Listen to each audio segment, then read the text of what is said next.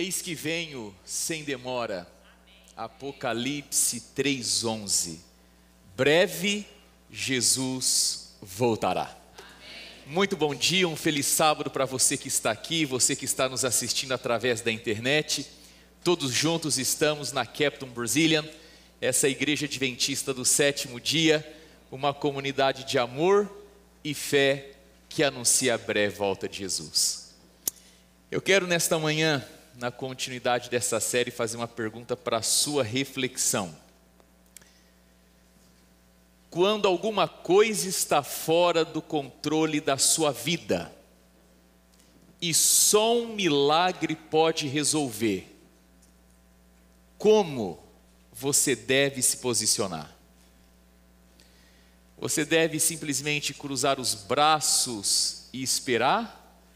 Ou Deus espera alguma coisa da sua parte? Quero convidar você a abrir a sua Bíblia comigo no livro de Marcos, o segundo dos 4 evangelhos, lá no capítulo 4.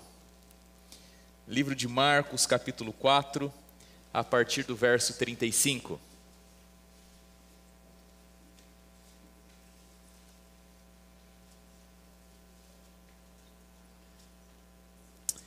A palavra do Senhor diz assim, Marcos capítulo 4, verso 35. Naquele dia, sendo já tarde, disse-lhes Jesus: passemos para outra margem. E eles, despedindo a multidão, o levaram assim como estava no barco, e outros barcos o seguiam. Ora, levantou-se grande temporal de vento, e as ondas se arremessavam contra o barco, de modo que o mesmo já estava a encher-se de água. E Jesus estava na popa, dormindo sobre o travesseiro. Eles o despertaram e disseram: Mestre, o Senhor não importa que pereçamos? E ele, despertando, repreendeu o vento e disse ao mar: acalma-te, emudece. E o vento se aquietou e fez-se grande bonança. Então lhes disse: por que sois assim tão tímidos? Como é que não tendes fé? E eles, possuídos de grande temor, diziam uns aos outros: quem é este que até o vento e o mar lhe obedecem? Queridos, essa é uma das maiores histórias sobre tempestade e navegação de toda a Bíblia. Aquele foi um dia exaustivo para Cristo Jesus. Ele estava profundamente cansado até os ossos, tanto é que partiu dele a iniciativa de chamar os seus discípulos, os seus melhores amigos, para pegarem um barco e irem para o outro lado do Mar da Galileia. E foi bem o que eles fizeram. No livro O Desejado de Todas as Nações, na página 333, é dito assim sobre esse momento: todo dia estivera ele ensinando e curando, e ao baixar a tarde, ainda as multidões se achavam aglomeradas ao seu redor. Ajudara dia a dia essas massas, mal se detendo para tomar alimento ou ter algum repouso. A crítica perversa e as calúnias com que os fariseus constantemente o perseguiam, tornava-lhe o trabalho muito mais árduo e fadigante. E agora, o fim do dia o encontrava tão extenuado, que decidiu buscar refúgio em algum lugar solitário do outro lado do lago. E quando eles começam a viagem, o barco mal havia saído da pedra ou do mar rochoso ali da Galileia, e Jesus Cristo já tinha encontrado lá na popa, no fundo do barco, um banco, onde ele colocou um travesseiro, reclinou a cabeça e dormiu profundamente. Os discípulos possivelmente estavam falando assim, bem baixinho, para não acordarem o mestre. O céu estrelado e o vento soprando as velas a fim de levar o barco para o seu destino final. Mas sabe que de repente tudo mudou, porque um forte vento, uma chuva, começou a atingir o barco, enchendo o barco de água. E queridos, naquele momento ali eles perceberam que as coisas tinham ficado difíceis e complicadas para eles. E eu tenho uma pergunta aqui para te fazer. Você já enfrentou uma situação real, do qual você temeu pela vida? Você achou que no sentido seja literal ou figurado, você achou que iria afundar? Você já passou por uma situação assim, atemorizante? Eu me lembro que no ano de 2006, um amigo meu que estudava teologia, se formou, hoje é um excelente pastor lá no Brasil, ele reuniu um grupo de uns 4 ou 5 estudantes de teologia e nos levou num sábado para a igreja dele em São Paulo, a igreja do Freguesia do Ó. Nós fomos na sexta-feira, mas um dos nossos amigos chegaria no sábado de manhã de ônibus e nós encontramos ele num posto de gasolina na rodovia Bandeirantes. Era sábado de manhã, nós estávamos no carro desse meu amigo, eu estava no lado de trás, sentado assim do lado da janela, atrás dele que estava dirigindo, e uma neblina tomou conta da rodovia do Bandeirantes. E daqui a pouco, lá pelos 80 km por hora que ele estava dirigindo, algum veículo bateu na traseira do carro dele, e o carro começou a girar no meio da Bandeirantes assim, dando uma e outra volta. E de repente eu olhei assim, em meio àquela neblina toda, eu vi um caminhão da Volkswagen branco se aproximando assim do carro, e aquele símbolo que a princípio era pequeno da Volkswagen começou a aumentar, e eu fui tendo a impressão naqueles milésimos de segundo que aquele caminhão assim atingia em cheio a lateral e eu ali. E são milésimos de segundos que a gente vê um filme inteiro da vida. E talvez aquele foi o meu momento de maior consagração. Zerei os meus pecados ali. Falei, Senhor, por favor, me salva. E literalmente, queridos, o caminhão, ele parou assim, em cima do carro. Então ficou o meu rosto, o vidro e o símbolo da Volkswagen. Você já temeu pela sua vida? Nesse dia aqui, queridos, imagine comigo o medo e a adrenalina desses pescadores. Eles eram fortes, experientes, já tinham passado por outras tempestades, mas eles logo notaram que essa aqui era diferente. Eles perceberam que a água estava muito forte, batendo e chocando-se contra o barco. E eles notaram que de alguma forma a água que antes estava fora estava invadindo o barco, inundando todo o barco, e os discípulos agora eles estavam encharcados, eles estavam como ratos sendo afogados pelo bravo e forte mar. Eles estavam se atrapalhando e se tropeçando entre um e outro e desesperadamente com as próprias mãos tentando tirar água dali de dentro do barco. E de repente um raio iluminou toda a cena e alguém se deu conta que deitado ali, dormindo em berço esplêndido, estava Jesus Cristo. E de repente um deles decidiu gritar. E no livro Desejar Todas as Nações diz assim sobre esse momento: absorvidos nos esforços de se salvar, haviam esquecido a presença de Jesus ali no barco. Enfim, vendo badalados os seus esforços e nada menos que a morte diante de si, lembraram por ordem de quem haviam empreendido a travessia do lago. Jesus era sua única esperança. Em sua impotência e desespero, eles exclamaram: Mestre! Mestre. Jesus Cristo continua sendo a nossa única esperança. E naquele dia, Jesus Cristo era a única esperança desses homens em seu total desespero e impotência. E a palavra-chave aqui é essa: impotência. E queridos, de repente eles gritam: Mestre, Mestre. E que frase poderosa. Eles esqueceram que Jesus estava dentro do barco junto com eles naquela viagem. E eu fico me perguntando às vezes, que propensão que a gente tem tão fácil de esquecermos que Jesus sempre está presente na nossa vida. Você já parou que como cristãos, adventistas do sétimo dia, em meio à agitação da vida e às tempestades, nós muitas vezes nos esquecemos que conosco está Cristo Jesus, não apenas presente, mas participando ativamente da nossa vida. E você já notou que sempre que a gente se esquece de Jesus, nós começamos a entrar naquele modo, o qual nós freneticamente começamos a tentar nos salvar. E a gente tenta salvar o casamento, os filhos, a saúde, as finanças, a gente tenta preservar o nosso próprio eu, salvar os nossos planos.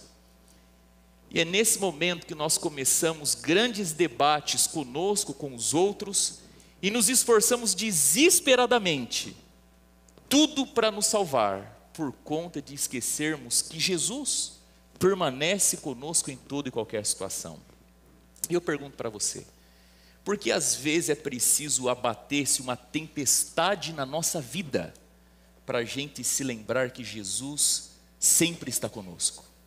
Porque é necessário as tempestades da vida para nos chamar a atenção da presença de Jesus?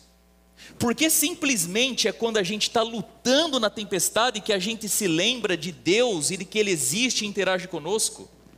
E aí a gente começa as nossas orações: Deus, por favor me salva. Senhor, por favor me ajuda.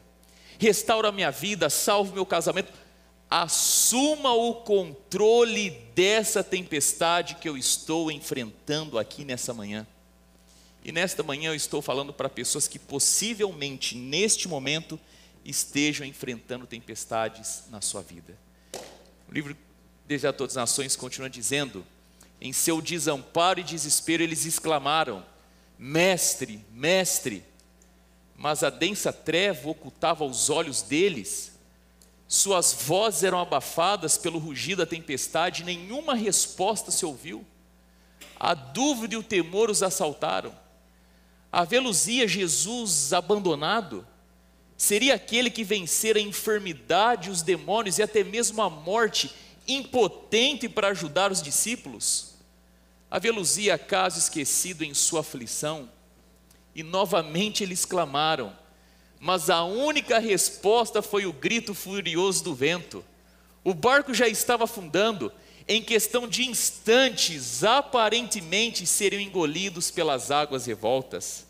Queridos, aparentemente, e eu friso essa palavra, aparentemente, Deus nem sempre responde às nossas orações imediatamente. Aparentemente Deus é como aquela mãe sábia e amorosa. Ele ouve tudo, você diz, Ele ouve, mas Ele espera para que a sua necessidade, a sua oração e o seu desejo por Ele se aprofunde. Mas olha, por favor, não me entenda mal. Eu vou dizer aqui que Deus aparentemente nem sempre responde às nossas orações imediatamente, mas, e eu vou ler uma situação aqui do Desejar Todas as Nações, escute só: nunca uma alma clamou: Senhor, salva-nos, estamos morrendo, sem ser atendida. Porque todas as vezes que nós oramos, Deus não apenas nos escuta, mas Ele também nos atende. Aliás, essa expressão que Jesus usa aqui em Marcos 4,39, quando Ele diz para o mar se aquietar, se acalmar, no original grego, essa expressão, ela significa literalmente amordaçar, forçar a calar-se, ou calar forçadamente. E essa mesma expressão ela é usada para expelir, para repreender demônios. Lá em Marcos capítulo 1, verso 25, Jesus se depara com o endemoniado e ele diz assim para o espírito, mas Jesus repreendeu dizendo: cala-te e sai dele. Alguém conhece um cachorro da raça Doberman? Esse cachorro ele é bravo demais. Se você não colocar uma focinheira nele, ele sai mordendo todo mundo. E nesse dia aqui, é como se Jesus tivesse colocado uma focinheira na tempestade. No original, no sentido literal, é como se Jesus estivesse dizendo assim, ó, para a tempestade: tempestade, seja amordaçada, aquieta-te, cala-te. E naquele momento, depois desse ápice de tempestade, tudo ficou tranquilo, tudo voltou ao normal. Tudo voltou em perfeita ordem e calmaria. É como se a gente estivesse em Hollywood, num set de gravação de uma tempestade. Imagine comigo. Você tem os barcos, tem a vela, tem a água sendo agitada, vento, luz, raio, trovão, fumaça. E no meio daquela tormenta toda, bum! Alguém vai lá e desliga o interruptor geral, de uma vez só. E tudo aquilo que antes era agitação, em instantes se acalmou. E aí nesse momento, quando tudo se acalma, Jesus, ele olha para os seus discípulos, que são seus melhores amigos, e Jesus tem uma capacidade extraordinária de olhar nos olhos, mas ler o que vai no coração. E ele fala assim para os discípulos: escuta, por quê? Por que vocês estão com medo? Por que vocês estão com medo? Vocês ainda não têm fé? Vocês ainda não acreditam? Eu acredito que hoje Jesus, ele se coloca do seu e do meu lado. Ele nos faz lembrar de tudo aquilo que a gente já viveu nessa vida. Das lutas, das dificuldades, do sofrimento, das angústias, das perdas. E Jesus vai passando um filme na nossa mente e a gente vai vendo as bênçãos, os livramentos, as respostas, as saídas, as soluções, os milagres. Aí Jesus olha para você e para mim hoje de manhã e pergunta assim: escuta, diante disso tudo que você já viveu e eu já vivi com você e sempre presente na sua vida, me fala uma coisa, por que você está com medo?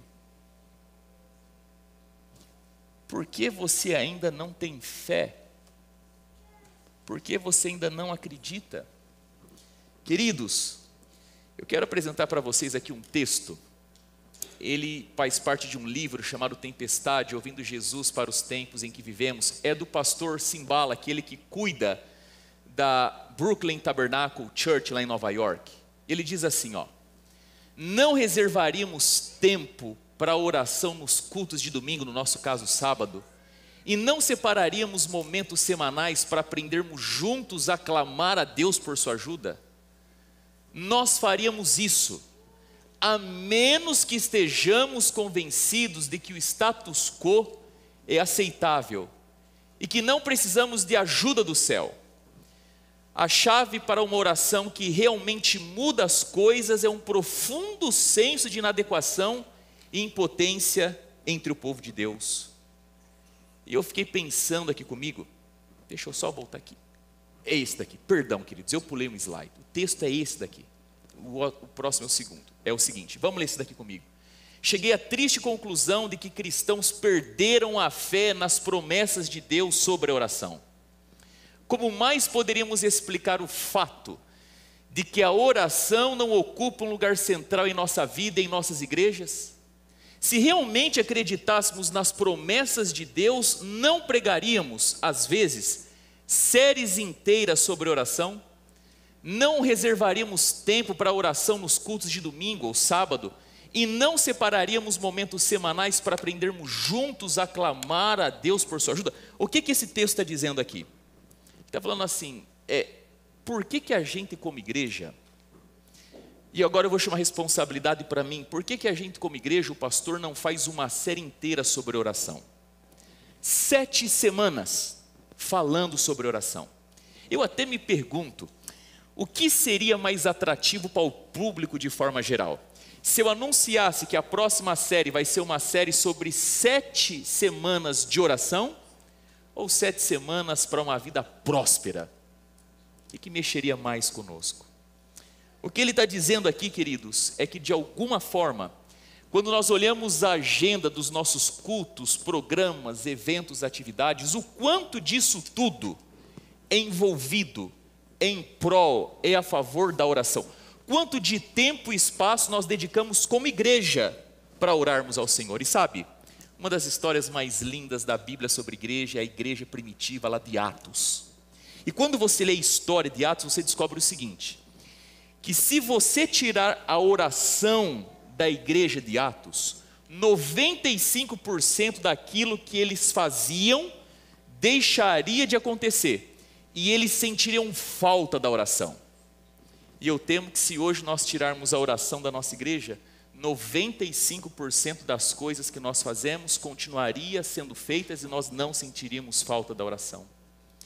Queridos, e ele continua, e esse é o próximo texto, não nos reservaríamos tempo para oração nos cultos de domingo, ou seja, sábado de manhã, para aprendermos juntos a clamar a Deus por sua ajuda? Nós faríamos isso a menos que estejamos convencidos de que o status quo é aceitável e que não precisamos de ajuda do céu.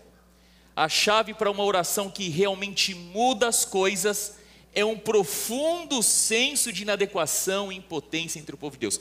Essa declaração dele aqui é um tanto quanto ousada, porque ele parte de dois pressupostos.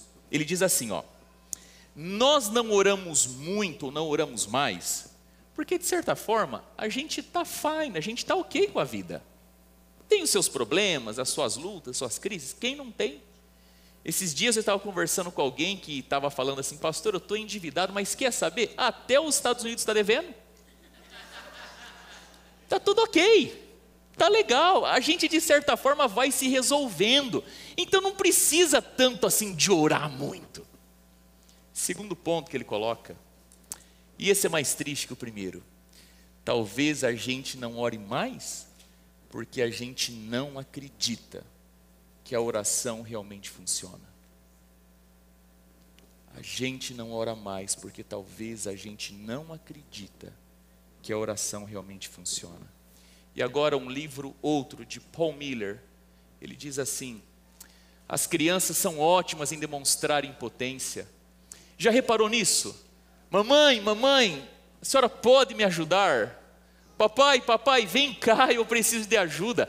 Pois as crianças expressam sua impotência lindamente, mas à medida que a gente vai crescendo, nós nos tornamos alérgicos à impotência.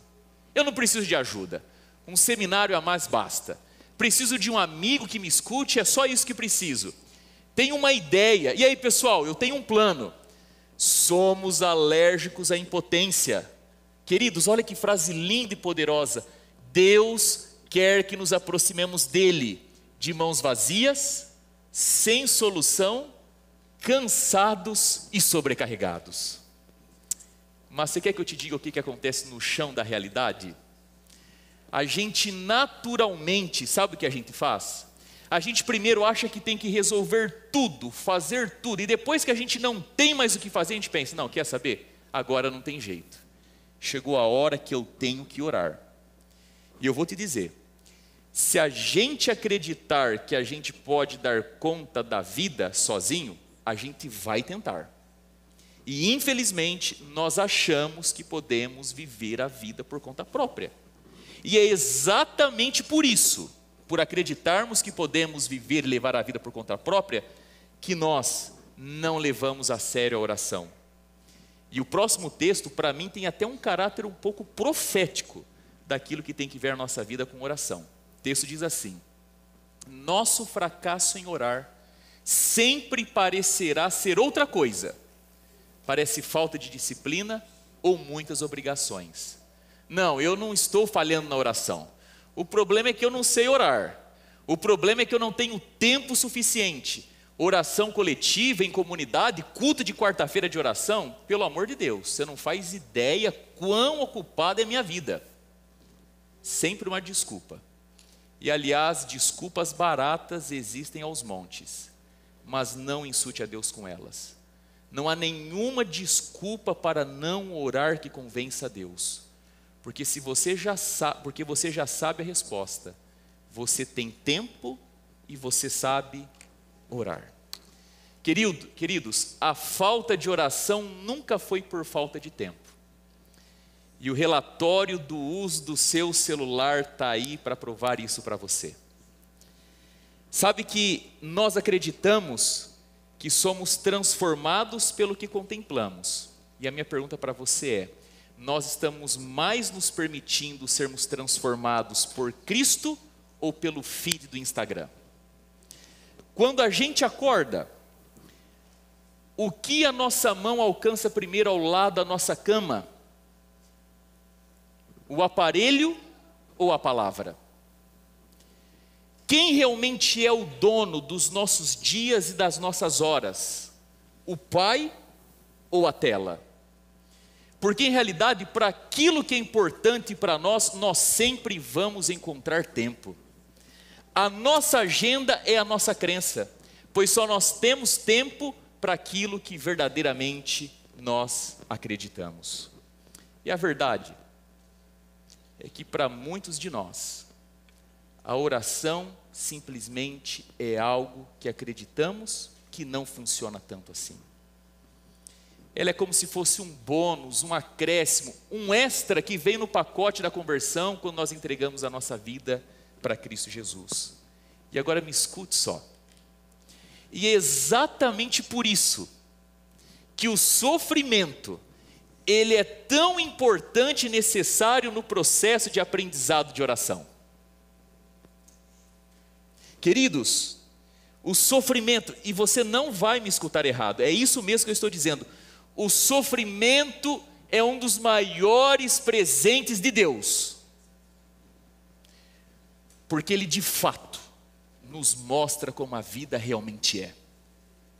E não tem nada mais capaz do que o sofrimento para nos mostrar a nossa própria impotência e insuficiência. E você sabe, aliás, o que é o sofrimento? O sofrimento é um estado onde eu quero desesperadamente me libertar de alguma coisa e eu não consigo por mim mesmo. E eu fico me perguntando, por que será que a gente precisa chegar no estado de sofrimento para a gente buscar Deus? Por que a gente precisa ser quebrado para clamar ao Senhor? Eu não sou analista político. Eu não tenho muito menos uma bola de cristal que me ajuda a prever o futuro. Eu não sei quais vão ser os desdobramentos do nosso país nos próximos meses ou anos, muito menos do mundo. Imagino que a maioria de nós não temos ideia. Mas eu tenho certeza de uma coisa. Tem algo que eu sei e eu posso te dizer nesta manhã com toda certeza.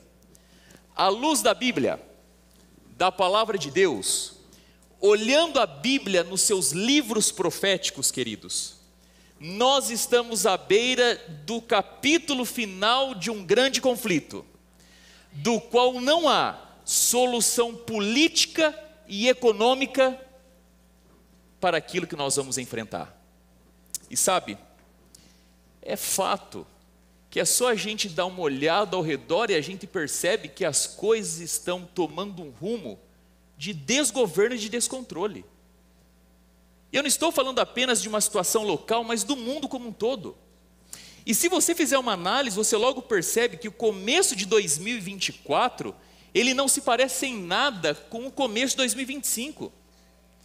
E o mundo, querido, não está aumentando o padrão, ele está baixando o padrão. As coisas estão piorando. E olha, é o meu trabalho. E aqui eu vou dizer não por opinião, e muito menos por desejo. Mas à luz da Bíblia, da palavra de Deus, e não importa o quanto otimista você possa estar, em algum momento as coisas irão piorar. E queridos, se nós de alguma forma... Pessoal da mídia, me ajuda aqui, por favor.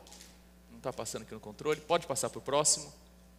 Se olharmos para a sociedade hoje, se olharmos para o desafio de um país que está se tornando mais sem Deus a cada semana, se olharmos para as leis sendo aprovadas que zombam de qualquer forma de moralidade, ao invés de lamentarmos, protestarmos e ficarmos nos preocupando e debatendo, não seria melhor clamarmos a Deus para que Ele visitasse o seu povo? Precisamos nos mover em direção a Deus, e isso começa com duas palavras: oração, suplicante. Duas palavras: oração, suplicante. E eu tenho uma pergunta para te fazer. Você sabe o que é uma oração suplicante? Queridos, uma oração suplicante é um anseio profundo por algo que eu sei que eu preciso, mas eu não consigo alcançar sozinho. Oração do desespero, oração como clamor, oração suplicante, é eu estar diante de algo que eu anseio, que eu quero, mas que eu sozinho não consigo. Se Deus não prover, eu não terei. Logo, oração suplicante é o reconhecimento de que eu tenho uma necessidade muito grande, mas eu por mim mesmo nunca vou alcançar. E por isso eu vou lançar-me aos pés de Deus e clamar e suplicar e rogar para que Ele me dê aquilo que Ele tem, que por mim mesmo eu não conseguiria. E eu quero trazer um exemplo para ilustrar isso muito bem, um exemplo bíblico. Já ouviu falar de Ana? Uma das histórias mais lindas de fé da palavra de Deus. Ana era uma mulher que durante anos desesperadamente orava por um filho e aparentemente nada acontecia. Num certo dia, ela entra na igreja, senta lá atrás, nos últimos bancos, e começa a orar a oração da súplica, a oração do clamor, o salto da fé pela oração. Eu queria mostrar para você o que a Bíblia diz sobre a oração dela, lá em 1 Samuel, capítulo 1, verso 9 a 11, diz assim: certa vez, quando Ana terminou a refeição em Siló, Ana se levantou. O sacerdote Eli estava sentado numa cadeira junto à entrada do santuário do Senhor, com a alma amargurada. Ana chorou muito e orou ao Senhor. E ela fez um voto dizendo: ó Senhor dos exércitos, se deres atenção à humilhação de tua serva, te lembrares de mim e não te esqueceres da tua serva, mas lhe deres um filho, então eu o dedicarei ao Senhor por todos os seus dias da vida. Ana, enquanto orava, ela chorava compulsivamente. Seu corpo se balançava, mas nenhuma palavra saía da sua boca, ela apenas mexia os lábios. Apenas um clamor silencioso daquele lugar da nossa alma onde está o nosso verdadeiro eu. Ela estava em puro desespero, e se não bastasse, entra o pastor da igreja. Ele olha para Ana e acusa a Ana de estar bêbada. E queridos, esse fato aqui ele está registrado na Bíblia, não é para falar sobre Ana não. Esse fato está na Bíblia para falar sobre Eli, o pastor. E agora aqui a conversa é comigo. A conversa é com os pastores aqui da igreja. São com os anciãos que são pastores voluntários, são com os líderes de igreja. Gente que tem liderança e influência, porque essa história mostra que o principal da casa do Senhor, ele não tinha conhecimento nenhum do que é a oração da súplica, do que a oração do clamor. Aquilo era algo desconhecido, não familiar para ele. E como pastor, ancião, líder, nós devemos ter um compromisso com a oração da súplica, do clamor, o salto da fé que vem pela oração. E baseado inclusive no nosso maior modelo, Cristo Jesus. Cristo, quando andou por essa terra, ele orou como Ana.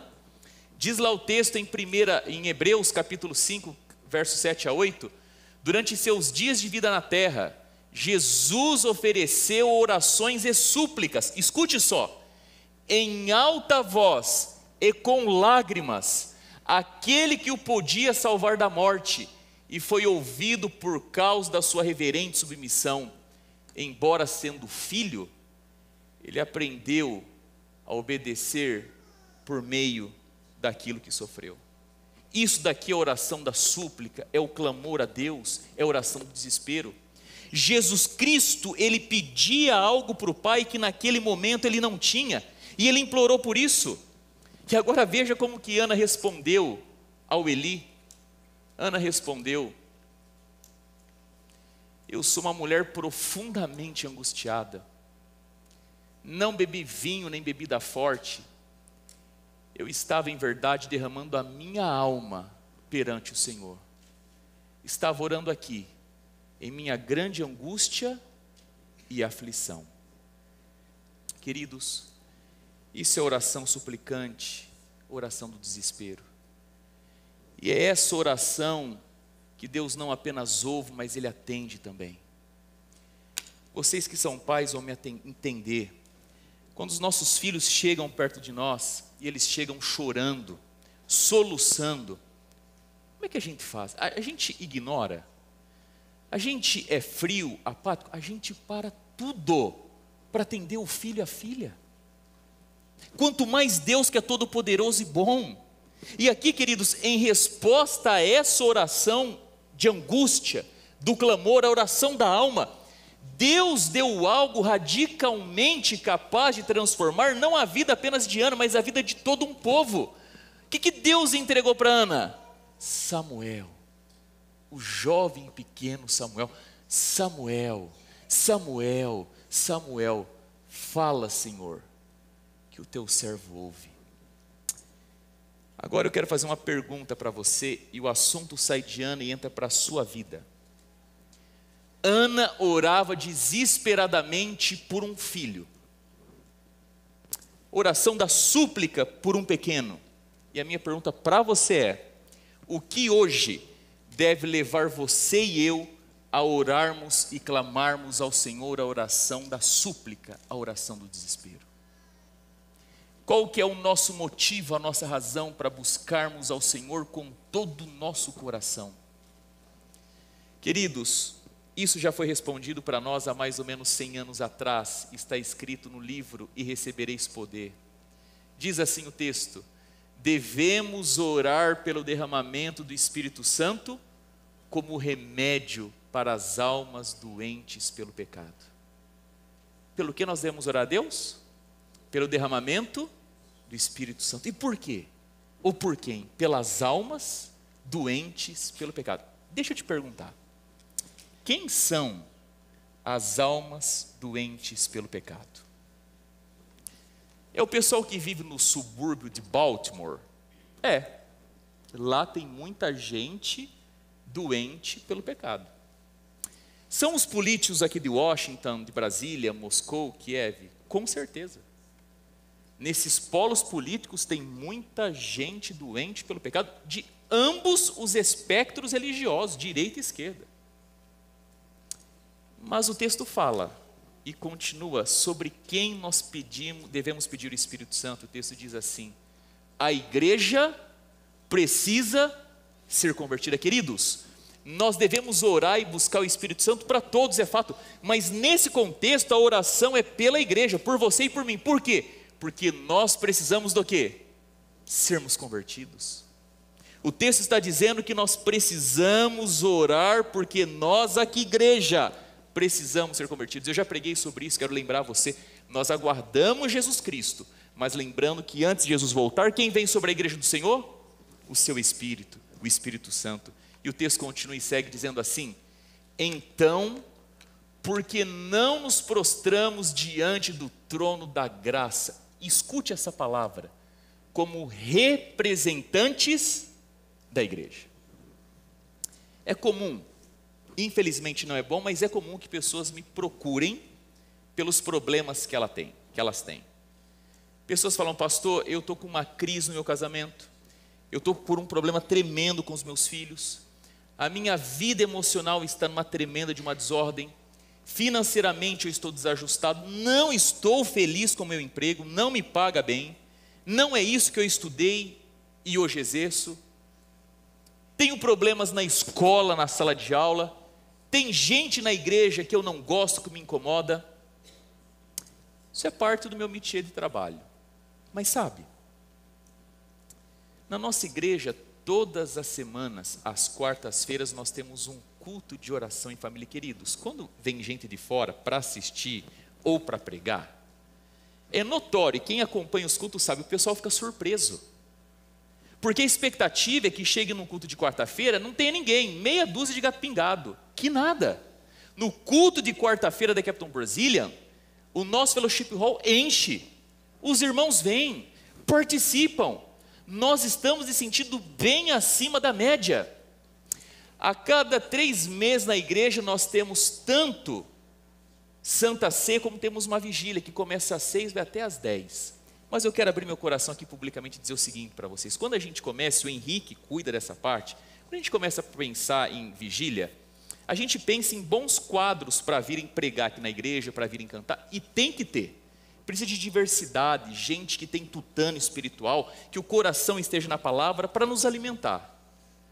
Mas na hora da propaganda, eu fico pensando assim, será que as pessoas que estão vindo, e eu me incluo, a gente está vindo e o termômetro é baseado em quem vai pregar e cantar?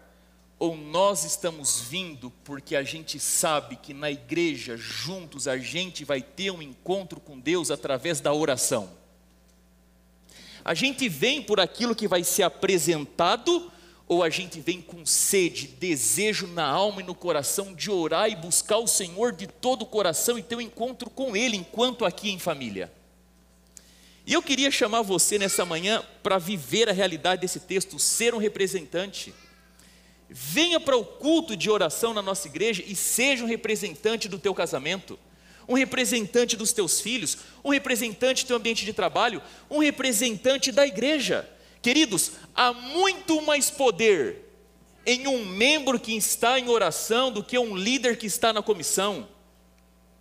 E as nossas mais duras crises, problemas e dificuldades nós não resolvemos com conversas paralelas, atiçando o mal e a maldade no coração dos outros, mas nós resolvemos em primeiro lugar toda e qualquer crise com a oração do clamor, da súplica, uma busca profunda diante do Senhor. E por que então nós nos prostramos diante do trono da graça e com o coração quebrantado, um espírito contrito, por que nós não suplicamos ardentemente pelo batismo do Espírito Santo sobre nós? Essa oração da súplica, coração quebrantado, alma contrita, súplica fervorosa. E o texto termina dizendo o seguinte: oramos para que quando o Espírito Santo for generosamente concedido, nossos corações frios sejam reavivados e tenhamos discernimento para reconhecer que isso vem de Deus e recebê-lo com alegria. Deixa eu te perguntar aqui, o que te parece nesse mês de fevereiro nós nos uníssemos e disséssemos para eu, para minha casa, para você, vamos orar pelo derramamento do Espírito Santo, pelo batismo diário do Espírito, porque nós estamos à beira do último capítulo de um grande conflito, do qual não há solução política e financeira que possa dar jeito. Essa crise que nós esperamos para o tempo final é uma crise sem precedente na história. E alguém que é um cristão casual, indiferente, morno e que esteja dormindo, infelizmente, não vai sobreviver. Só será apto para sobreviver alguém que aprendeu a depender profundamente de Deus. Alguém que aprendeu que as suas crises, os seus problemas, as suas lutas se resolvem e começam a ser resolvidas em profunda oração e clamor.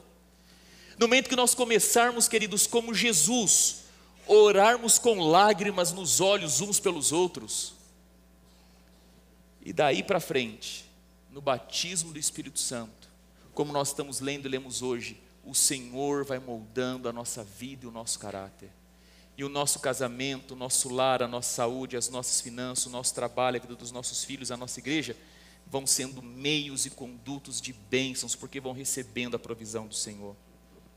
Eu particularmente, quando eu olho para 2025, quando eu olho para o futuro de uma forma geral, eu percebo na minha vida que se Deus não intervir na minha vida, eu vou me perder. O mundo, queridos, ele está sendo varrido por uma onda de loucura. E infelizmente, muitos de nós estamos anestesiados pela vida secular. Como disse o autor, o Paul Miller, de um lado, estamos ok com a nossa vidinha. De outro, ainda não entendemos o poder que há na oração. E eu pergunto para você nessa manhã, para você refletir, o que você poderia pedir para Deus que seja melhor do que o derramamento do Espírito Santo dele na sua vida? Me fala o que poderia ser melhor do que Deus olhar para você e falar assim: olha, meu filho, eu vou derramar sobre a sua vida hoje o meu Espírito sobre você. Você vai pensar, você vai decidir, você vai agir, você vai reagir à base da presença do Espírito Santo na sua vida.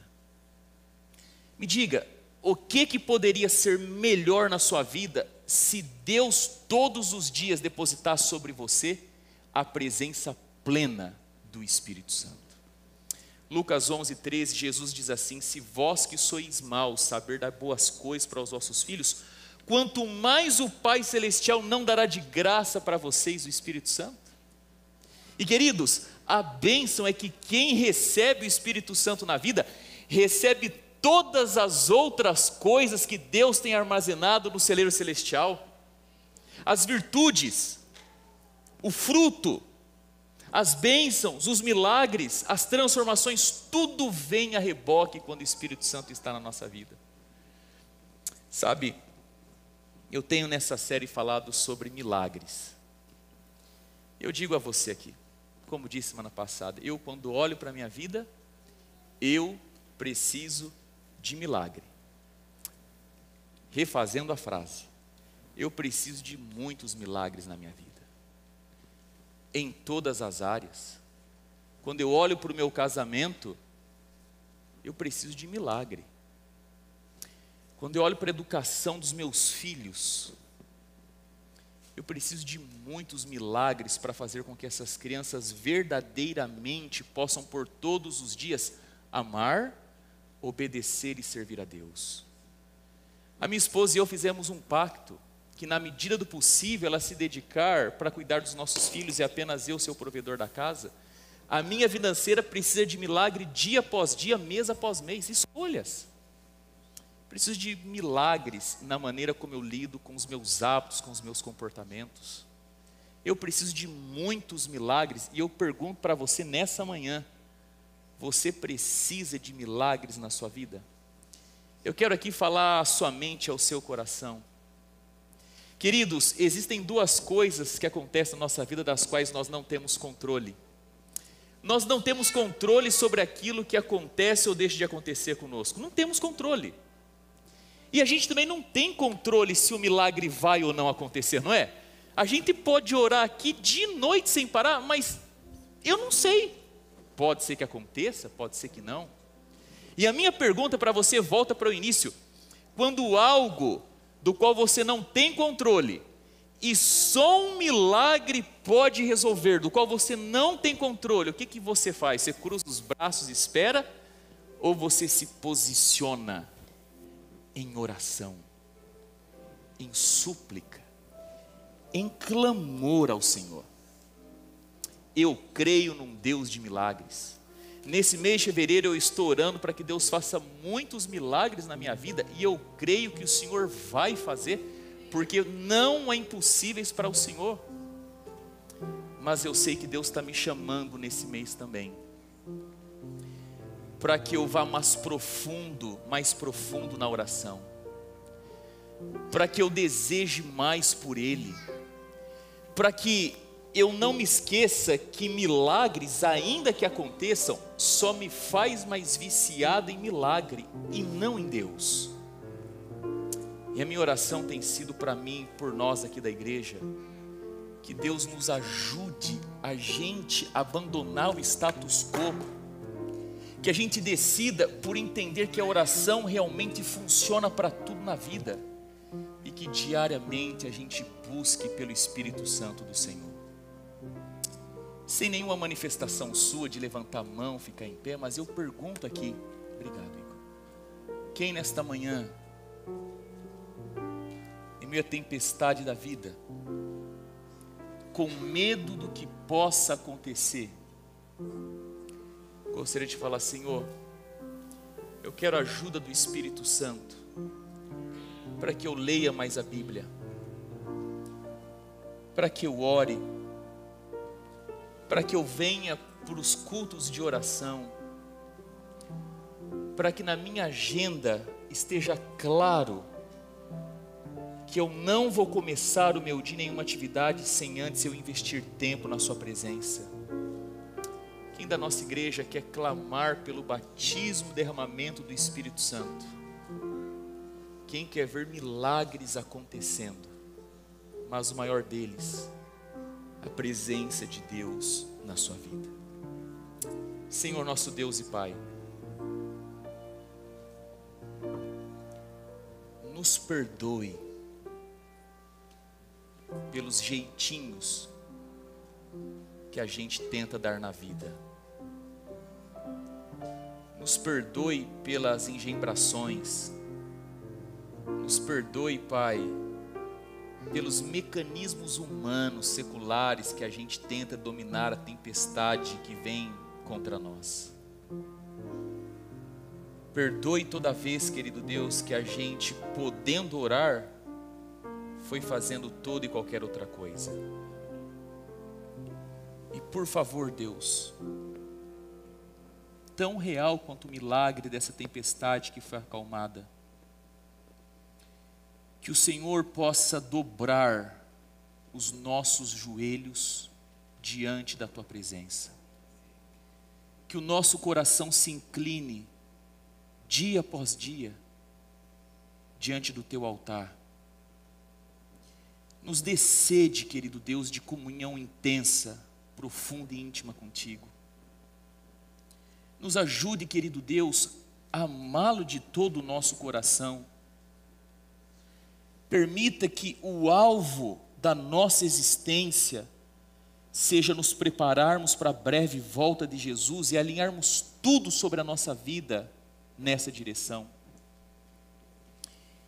E derrame o Teu Espírito Santo na nossa vida, pois é só pelo poder do Espírito que a gente vai ler a palavra, orar, mudar os nossos comportamentos, hábitos e atividades, e reconhecermos e nos arrependermos dos nossos pecados. Que na nossa igreja todos estejam abertos à presença e atuação do Espírito Santo do Senhor. Por Jesus. Amém. Amém. Queridos, desejo a todos vocês um bom e feliz sábado. Que a bênção do Senhor esteja sobre a sua vida. Nós vamos cantar a última música. Eu vou estar às portas me despedindo. Que Deus te abençoe, que Deus te guarde. Um feliz sábado.